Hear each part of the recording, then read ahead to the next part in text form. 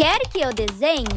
E no episódio de hoje vamos falar sobre Espiral do Silêncio, Agenda Setting, Teoria da Informação e Uso e Gratificações. E é apresentado por Emily Victoria, Isabela de Oliveira, Isabela Miyashiro, Isabela Stella e Larissa Vieira. Começando pela teoria da Espiral do Silêncio, que é uma teoria das ciências políticas e também da comunicação de massa, especificamente declarada em 1977 por uma querida alemã chamada Elisabeth Noelle Neumann. E basicamente a sua ideia principal diz que os indivíduos se calam, reprimem as suas opiniões, enquanto a maioria, com a sua opinião dominante, cresce e exprime a opinião da minoria. Basicamente, quanto mais a minoria se cala, mais a maioria se manifesta. Já a teoria da Agenda Setting, que também pode ser chamada de teoria do agendamento, foi fundada por Maxwell McConville e Donald Shell por volta ali mais ou menos dos anos 70. E diz que basicamente existem duas agendas: a agenda da mídia e a agenda pública. Qual que é a diferença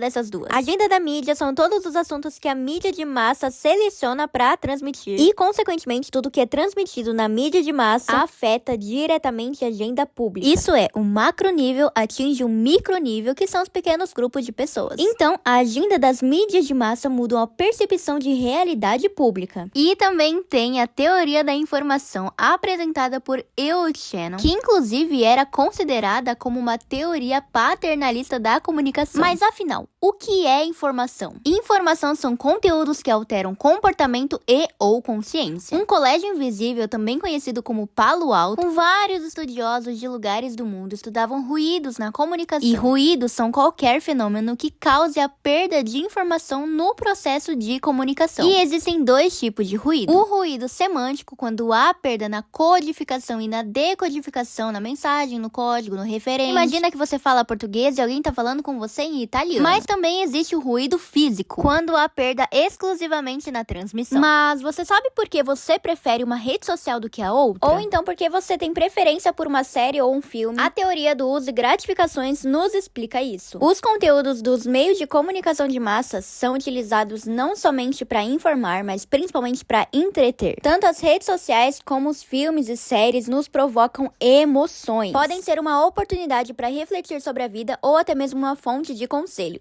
Antes, a mídia de massa usava os conteúdos para manipular, prender a atenção. Depois, na década de 50, a mídia de massa começa a ser relativizada, com base em entreter, satisfazer e gratificação da massa. Ou seja, as mulheres escolhiam ouvir as radionovelas porque elas tinham alguma satisfação com isso. O uso das comunicações de massa podem trazer gratificações, provocando satisfação, emoção, reflexão e entretenimento. Esses são apenas alguns fundamentos teóricos da comunicação. Espero que você tenha entendido e gostado desse vídeo.